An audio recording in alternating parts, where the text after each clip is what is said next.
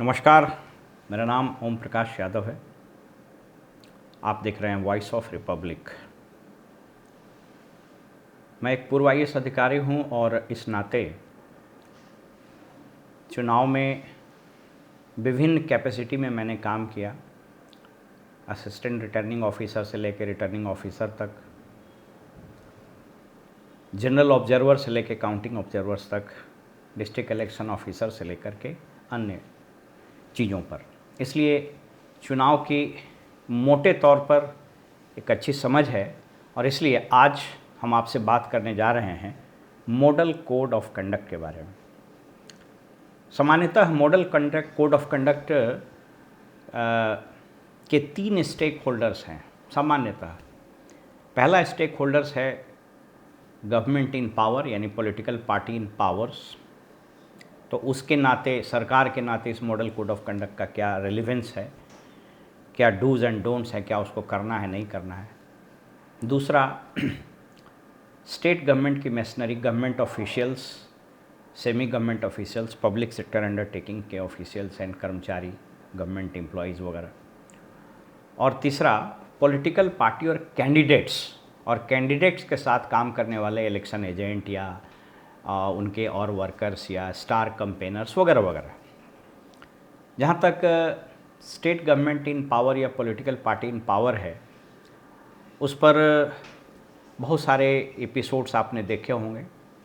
Government machineries में चूँकि government officials ही election machinery में काम करते हैं, इसलिए उनको भी इसकी मोटे तौर पर समझ होती है। सबसे बड़ी समस्या कैंडिडेट्स के साथ होती है जो चुनाव लड़ते हैं, और उस पॉलिटिकल पार्टीज़ के साथ जो चुनाव में भाग लेते हैं, और उनके कार्यकर्ता और उनके नेतागण। उसमें स्टार कैंपेनर्स भी हो सकते हैं, उसमें इलेक्शन एजेंट हो सकते हैं और बहुत सारे कार्यकर्ता। तो आज हम आपसे बात करेंगे तीसरे स्टेक होल्डर्स के बारे में कि मॉडल कोड ऑफ कंडक्ट का कैंडिडेट और पॉलिटिकल पार्टी जो चुनाव लड़ रही है उसके लिए क्या मतलब है, इसके क्या प्रोविजंस हैं। लेकिन इसके पहले थोड़ा सा बैकग्राउंड आपको बता दें। पहले ये समझ लीजिए कि चुनाव आयोग, निर्वाचन सदन या निर्वाचन आयोग भी हम लोग बोलते हैं, वह संविधान के अनुच्छेद 324 में इसका विस्तृत प्रावधान है, यानी एक संवैधानिक संस्था है। 1985 तक कॉन्स्टिट्यूशन में पॉलिटिकल पार्टीज़ के बारे में कोई विस्तृत उल्लेख नहीं था, लेकिन आप सब लोग को मालूम है कि 42nd अमेंडमेंट जब हुआ संविधान में, तो 10वें शेड्यूल में वो एंटी डिफेक्शन लॉ जोड़ा गया और पॉलिटिकल पार्टी का पूरा रेफरेंस इसमें आता है। मॉडल कोड ऑफ कंडक्ट के थोड़ी सी हिस्ट्री को जान लीजिए। ये बहुत ही कौतूहल भरा सब्जेक्ट है। मॉडल कोड ऑफ कंडक्ट जब भी हम लोग सुनते हैं तो हम लोग के मन में आता है कि शायद ये कानून है। मॉडल कोड ऑफ कंडक्ट कोई कानून नहीं है, न कोई लेजिस्लेशन है, न इसका कोई संविधान में ऐसा कोई प्रावधान है। संविधान में तो in fact model code of conduct की कोई चर्चा ही नहीं है। तो ये आया कहाँ से और इसकी आवश्यकता क्यों हुई?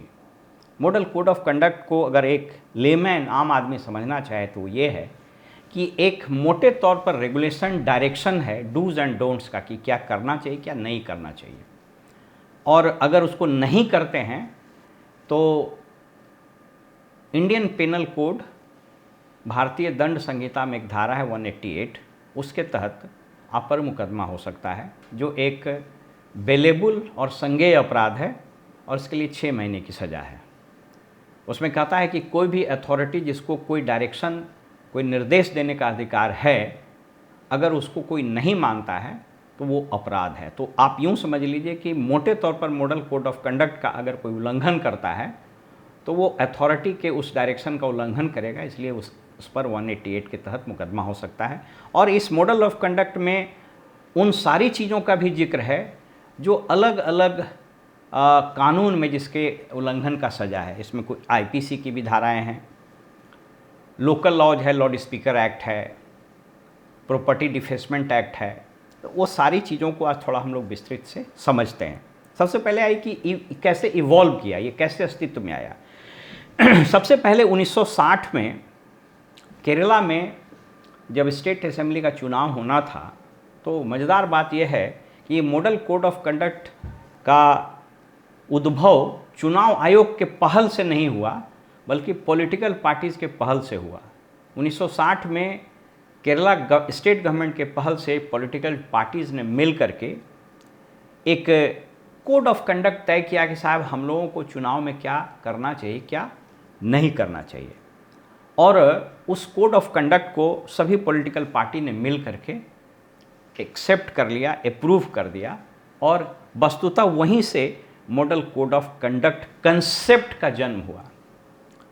1962 में जब जनरल इलेक्शंस हुए तो उसमें भी केरला के इस मॉडल को अडॉप्ट किया गया और एक मोटे तौर पर डूज एंड डोंट्स, क्या करना चाहिए क्या नहीं करना चाहिए, को सर्कुलेट किया गया। उसके बाद जब आप आगे बढ़ेंगे तो 1968-69 में फिर मिड टर्म इलेक्शन हुए, मध्यावधि चुनाव, और इसमें पहली बार चुनाव आयोग ने एक गाइडलाइंस इशू किया। उसका नाम था role and responsibilities of political parties during election and appeal to political parties for observance of a minimum code of conduct. यहाँ शब्द है मिनिमम कोड ऑफ कंडक्ट। इस तरीके से ये बातें चलने लगी और धीरे धीरे आगे बढ़ी। इस बीच में कई एक मुकदमे भी हुए। एक मुकदमा पंजाब में भी हुआ। सार ये था कि कुछ लोगों ने ये केस किया हाई कोर्ट में कि साहब मॉडल कोड ऑफ कंडक्ट कब से लागू होगा, क्या चुनाव की अधिसूचना निर्गत होगी तब या अनाउंसमेंट होगा तब। तो इस तरीके से मॉडल कोड ऑफ कंडक्ट का इवोल्यूशन में कोर्ट्स की भी काफ़ी भूमिका रही। हम इसको थोड़ा शॉर्ट कर देते हैं और सीधे आते हैं 1991 में, जब टीएन सेशन मुख्य चुनाव आयुक्त हुए। इनफैक्ट उस वक्त हम नौकरी में आ गए थे। तो उन्होंने पहली बार देश की जनता, तमाम पॉलिटिकल पार्टीज और बड़े से बड़े पॉलिटिकल लीडर्स को यह एहसास दिला दिया कि मॉडल कोड ऑफ कंडक्ट क्या है, और उसके बाद से इसके ऑब्जर्वेंस, इसको लागू करने की दिशा में बहुत कठोर कदम हुए। उसके बाद धीरे धीरे ये बातें आगे बढ़ती गई, इसमें कई सुधार होते गए, और इलेक्शन में जो मैनिफेस्टो पार्टियां जो अपना घोषणा पत्र निर्गत करती है, उस घोषणा पत्र के निर्गत करने के संबंध में भी कई एक जजमेंट हुए। एक बड़ा महत्वपूर्ण जजमेंट हुआ, उसको हम लोग तमिलनाडु में हुआ था, S Subramaniam Balaji versus government of Tamil Nadu. इसमें एक जजमेंट हुआ था और 2013 में उस जजमेंट में भी इलेक्शन मैनिफेस्टो के संबंध में बहुत सारे निर्देश आए। इन सब को समाहित करते हुए 2024 का ये जो जनरल इलेक्शन का चुनाव हो रहा है, तो एक पूरा समझिए कि comprehensive model code of conduct जो निर्गत हुआ है, मैं अपडेटेड वर्जन आपके सामने रख रहा हूं। लेकिन याद रखिए, ये एपिसोड सिर्फ कैंडिडेट्स, पॉलिटिकल पार्टी जो चुनाव लड़ रहे हैं वो, या कैंडिडेट्स के साथ जो काम करने वाले इलेक्शन एजेंट और बाकी कार्यकर्ता है, उसके संबंध में मैं दे रहा हूं। अगर आवश्यकता पड़ी तो हम पार्टीज इन पावर या गवर्नमेंट मशीनरीज के संबंध में भी हम बात कर सकते हैं, लेकिन फिलहाल मेरा पर्पस यही है। इस मॉडल कोड ऑफ कंडक्ट को बात करने के लिए हम पूरे चर्चा को आपके सामने 8 या 9 बिंदुओं में रखना चाहेंगे। पहला है सामान्य आचरण, जनरल कोड। ये बहुत सिंपल सा चीज़ है, इसमें कोई बहुत टेक्निकल चीज़ नहीं है। जैसे इसमें मुख्य रूप से हम जल्दी जल्दी बताते चलें कि कहता है कि कोई भी पॉलिटिकल पार्टी या कैंडिडेट कोई जाति सबसूचक, धार्मिक भावनाओं को भड़काने, जातीय उन्माद को फैलाने आदि का कोई बात नहीं करेगा, किसी पर पर्सनल अटैक नहीं करेगा, किसी की निजी जिंदगी के बारे में बात नहीं करेगा। पॉलिटिकल पार्टीज़ को उस व्यक्ति या उस पार्टी के नीतियों, उसके पॉलिसीज़ पर चर्चा करनी चाहिए। पॉलिटिकल पार्टीज़ को किसी पर एलिगेशन अनसब्सटैंशिएटेड, बगैर किसी ठोस आधार के नहीं लगाना है, व्यक्तिगत आरोप नहीं लगाने हैं। और जो भी भ्रष्ट आचरण यानी करप्शन के दायरे में जो चीज़ें आती है, उसके लिए प्रिवेंशन ऑफ करप्शन एक्ट बना हुआ आपको मालूम है। तो वैसा कोई काम आप नहीं करेंगे जो भ्रष्ट आचरण में आता है। तो एक जनरल कंडक्ट है। इसके अलावा इसमें एक दो चीज़ और लिखा हुआ है कि पॉलिटिकल पार्टीज गवर्नमेंट मैशनरीज या जो गवर्नमेंट के ऑफिशियल्स जिसको चुनाव पर लगाए गए हैं उनके निर्देशों का वो सामान्यतः पालन करेंगे। ये एक जनरल कंडक्ट है। दूसरी कंडिका में आइए सभा के संबंध में। ये बड़ा इम्पॉर्टेंट है। ये जो सभाएं होती हैं उसके संबंध में कुछ इम्पॉर्टेंट चीज़ है, इसमें हम आपसे डिस्कस करते हैं। पहला तो ये समझ लीजिए कि जैसे ही कोई चुनाव होता है तो सामान्यतः 144 सीआरपीसी की धारा प्रोमलगेट होती है, जिसको हम लोग बोलचाल की भाषा में बोलते हैं कि 144 लगा हुआ है। तो उस 144 का मतलब 5 या उससे अधिक लोग जमा नहीं होंगे, हथियार लेके नहीं चलेंगे, ये सब आप लोग जानते हैं। तो उसमें अगर आप कोई सभा करते हैं तो स्वाभाविक रूप से आपको अनुमति लेनी पड़े। यहाँ आपको बताते चलें कि सभा का स्थल कोई भी हो सकता है। हाँ, इसमें एक और चीज़ बता दें, स्कूल जो है और कॉलेज वगैरह की बिल्डिंग की जो मैदान है वहाँ आप सभा कर सकते हैं, लेकिन जो स्कूल की अथॉरिटी है, जो स्कूल के इंचार्ज हैं, उनसे बाकायदा आपको परमिशन लेना पड़ेगा। और अगर वो स्कूल है, सरकारी स्कूल भी है, तो उसमें उस स्कूल के अथॉरिटी को फर्स्ट कम फर्स्ट सर्व का प्रिंसिपल अपनाना चाहिए। जैसे फ़र्ज़ कीजिए कि कोई इंडिपेंडेंट कैंडिडेट आज अप्लाई कर रहा है सभा करने के लिए और 3 दिन के बाद कोई नेशनल पार्टी या कोई और बड़ा नेता का सभा के लिए अप्लाई कर दिया गया, तो उसको सामान्यतः ये देखना है कि जिसने पहले अप्लाई किया है उसको पहले दिया जाएगा। सभा की अनुमति आपको ले लेनी है और सभा स्थल छोड़ने के बाद आपको यह सुनिश्चित करना है कि जिस रूप में वो सभा स्थल था, यानी अगर कोई डैमेज हुआ है तो उस डैमेज को आप कंपनसेट कर लीजिए। इसमें 2-3 चीज़ ध्यान देना चाहिए। पहला, लाउड स्पीकर। लाउड स्पीकर के संबंध में एक कानून बना हुआ है और इसमें मुख्य रूप से ये समझिए कि सुबह 10 बजे से लेकर शाम 6 बजे तक ही आप लाउड स्पीकर का प्रयोग कर सकते हैं। उसमें पॉल्यूशन कंट्रोल बोर्ड ने कितना डेसीबेल का वो अलाउ किया है, उससे ज़्यादा यानी बहुत तेज़ ध्वनि में आप लाउड स्पीकर नहीं बजा सकते। तो याद रखिएगा, आपको स्मरण होगा एक बार पटना में वाक़या हुआ था जब उप प्रधानमंत्री जी का 6 बज गया था तो जिला मजिस्ट्रेट डीएम ने उसको आकर के रोक दिया था। तो 10 से 6 सभा में जो आप अगर फ्लैग गाड़ी में लगा करके चलाते हैं तो 1 फीट बाई आधा फीट का फ्लैग वो रहेगा और जो डंटा रहेगा उसमें वो 3 फीट का ही रहना चाहिए। ये बिल्कुल स्पष्ट हो लीजिए, ये चीज़ बहुत स्पष्ट है।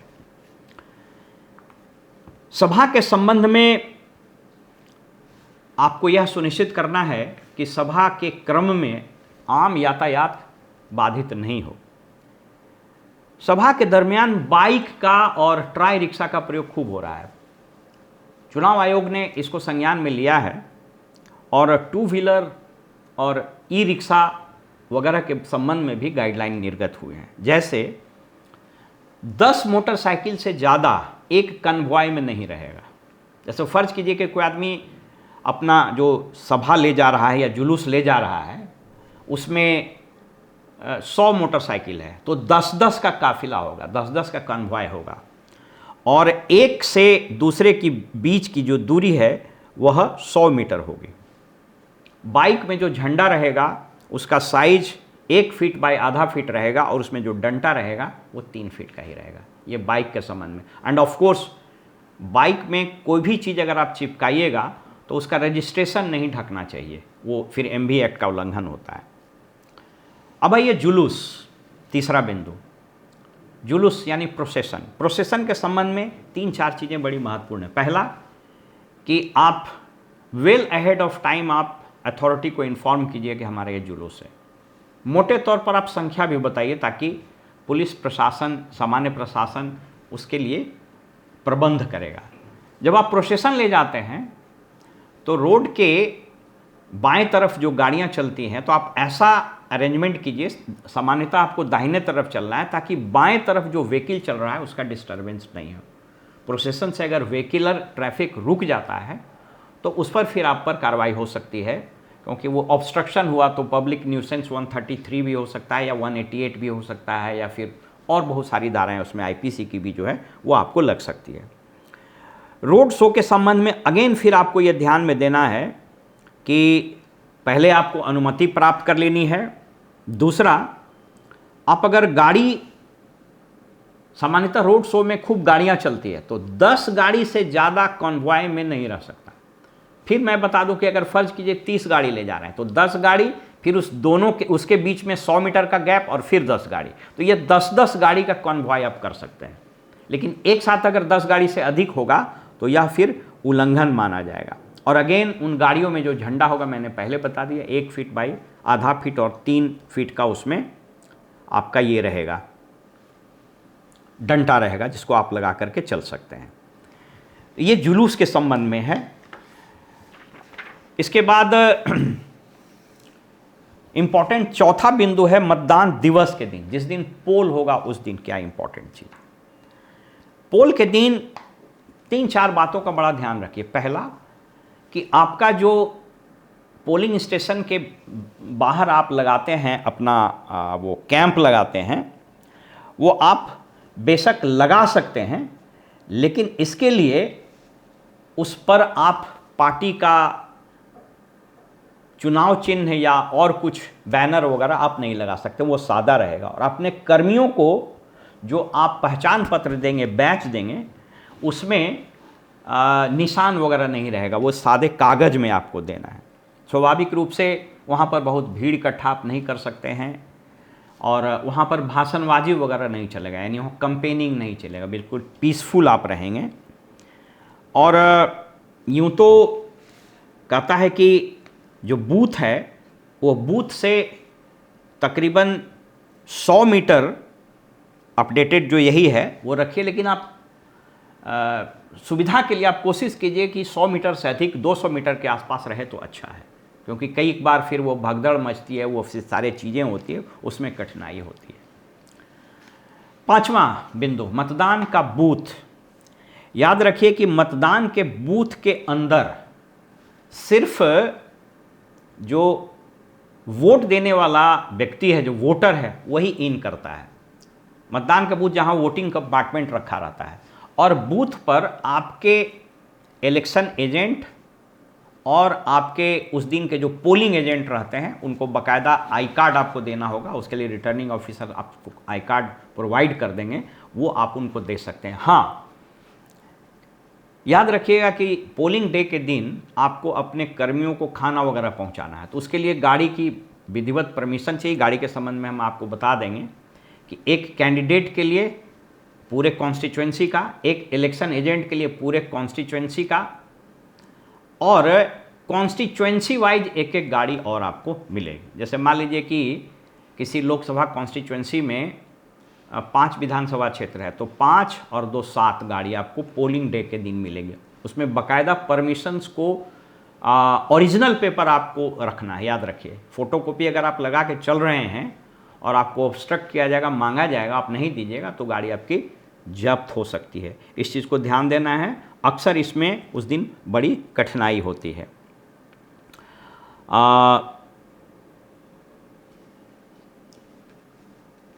छठा बिंदु है इलेक्शन ऑब्जर्वर का। याद रखिए, चूंकि हम भी कई 5-6 इलेक्शन में हम भी जनरल ऑब्जर्वर रहे। ऑब्जर्वर्स को जब हम लोगों की ट्रेनिंग होती थी तो बताया जाता था कि election observers are ear and eyes of the election commission. तो ऑब्जर्वर को बोलना नहीं है, सुनना और देखना, और वो रिपोर्ट करेगा कमीशन को। आपको यदि कहीं कुछ लगता है कि कुछ ऐसी चीज़ें हो रही जो नहीं होनी चाहिए, तो इसका रिपोर्ट आपको लिखित या मौखिक रूप में इलेक्शन ऑब्जर्वर से कर सकते हैं। लेकिन हाँ, आप उनको ये बाध्य नहीं कर सकते हैं कि आप बताइए कि इसमें क्या हुआ, क्योंकि वो आपसे बात करने के लिए या किसी से बात करने के लिए वो बाध्य नहीं है। The observer will report the matter to the commission, वो कमीशन को ही रिपोर्ट करेंगे। सत्ताधारी दल 7वां बिंदु है, इस पर हम बहुत प्रकाश नहीं डालेंगे, लेकिन मोटे तौर पर आप ये जान लीजिए कि सत्ताधारी दल के जो मिनिस्टर्स होते हैं या और फंक्शनरीज होते हैं, उनके सरकारी वाहनों और सरकारी कार्यक्रमों पर बिल्कुल निषेध रहता है। और उसके संबंध में अगर ज़रूरत हुआ तो हम अलग से आपको वीडियो भी बना करके दे देंगे। 1-2 और बड़ी महत्वपूर्ण चीज़ है, वो हम आपके साथ शेयर कर देते हैं। एक चीज़ है, उसको बोलते हैं प्रोहिबिटरी आवर्स। इसको समझ लीजिए, जिस दिन वोट पड़ेगा और जिस समय वोट खत्म हो जाएगा उसको बोलते हैं कि hours fixed for end of the election. तो वहाँ से 48 घंटा पहले, जैसे मान लीजिए कि 19 तारीख को 5 बजे तक वोट पड़ना है, तो 19 तारीख के 5 बजे से रिवर्स काउंटिंग कीजिए 48 घंटा, तो वो बिल्कुल कंपेनिंग बंद हो जाएगा। आदर्श आचार संहिता तो इसमें यहाँ तक स्पष्ट रूप से कहता है कि इस पीरियड में कोई इलेक्शन मैनिफेस्टो रिलीज नहीं कर सकता। इसी के संबंध में मैंने कहा था कि S Subramaniam Balaji versus state of Tamil Nadu में सुप्रीम कोर्ट का ये निर्णय है कि ये प्रोहिबिटरी पीरियड जो है, यानी जिस दिन पोल हो रहा है और जो आवर ख़त्म होगा उसके 48 घंटे पहले आप कोई इलेक्शन मैनिफेस्टो रिलीज नहीं कर सकते हैं। तो उस पीरियड में चुनाव आयोग का स्पष्ट निर्देश है कि डीएम्स और अथॉरिटीज़ जो हैं वो यह इंश्योर करेगा कि इस प्रोहिबिटरी आवर्स में कोई भी पॉलिटिकल व्यक्ति, ऑफ कोर्स इलेक्शन कैंडिडेट और उनके इलेक्शन एजेंट या जिनको ड्यूटी लगाई है पॉलिटिकल पार्टीज ने, उसको छोड़कर कोई व्यक्ति उस परिसीमा में नहीं रहेगा, उस कॉन्स्टिट्यूएंसी में नहीं रहेगा। बहुत डिटेल में इसके इंस्ट्रक्शन हैं। उस इंस्ट्रक्शन को यदि आप पढ़ेंगे तो आप पाएंगे कि यहाँ तक उसमें दिया हुआ है कि डिस्ट्रिक्ट अथॉरिटीज़ लॉज का, होटल्स का, धर्मशाला का और उन जगहों की सघन चेकिंग करेगा, वाहनों की सघन चेकिंग करेगा कि कहीं दूसरे कॉन्स्टिट्यूएंसी, दूसरे जगह के वाहन अनावश्यक रूप से उस कॉन्स्टिट्यूएंसी में तो नहीं आ रहे हैं। अनावश्यक से बहुत ज़्यादा लोग जो उस कॉन्स्टिट्यूएंसी के नहीं हैं वो तो नहीं आ रहे हैं। ऑफ कोर्स उसके वैलिड, जैसे मान लें हम कोई रिश्तेदार के यहाँ जा रहे हैं तो वैसी बात नहीं है, लेकिन अगर डिस्ट्रिक्ट अथॉरिटी को ये लगता है कि अनावश्यक रूप से पॉलिटिकल वर्कर्स जो उस ड्यूटी में, जिनकी ड्यूटी नहीं लगी है, चाहे पोलिंग एजेंट के रूप में, चाहे इलेक्शन एजेंट वो नहीं हो या और किसी चीज़ में, तो वो नहीं रह सकते हैं। ये याद रखिए, प्रोहिबिटरी आवर्स उसको बोलते हैं। तो उस प्रोहिबिटरी आवर्स के संबंध में एकदम स्पष्ट रूप से जान लेना चाहिए। उस प्रोहिबिटरी आवर्स के संबंध में पीरियड में आप कोई कंपेनिंग नहीं कर सकते हैं, कोई पब्लिक मीटिंग नहीं कर सकते हैं, कोई भाषण नहीं दे सकते हैं, तो एकदम एवॉइड करना चाहिए, क्योंकि ये आवर बड़ा डेंजरस होता है। और इसी पीरियड में पैसे बांटने का, शराब बांटने का और बहुत सारी चीज़ें रात में होती है। तो ये हम आपको कॉशन करते चलें कि इसी समय में चुनाव आयोग का स्पष्ट डायरेक्शन रहता है और इस रात में, मैंने इसको हम लोग कभी कभी बोलते हैं कयामत की रात, तो उस दिन सर्च और रेड बहुत होता है। आप अगर गाड़ियों में, ये जनरल पब्लिक को भी जानना होगा, अगर गाड़ी में आप कैश कैरी कर रहे हैं तो उसके लिए आप वैलिड पेपर रखिए। जैसे मान लीजिए आपने बैंक से पैसा निकाला है तो उसका रसीद आपके पास रहना चाहिए। अन्यथा जो वीएसटी और सीएसटी टीम वगैरह होता है जो आपको चेकिंग करता है, वो अगर पकड़ेगा और आपके पास कैश मिल गया और उसको आप एक्सप्लेन नहीं कर पाइएगा तो वो कन्फिस्केट होगा। उसका फिर प्रोसेस है, वो प्रोसेस से लागू हो करके आप जब एक्सप्लेन करिएगा तब छूट पाएगा, तो अनावश्यक की कठिनाई होती है।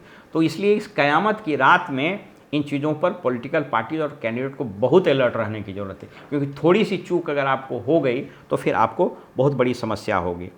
मैंने आपको स्पष्ट रूप से कुछ चीज़ों के बारे में बता दिया।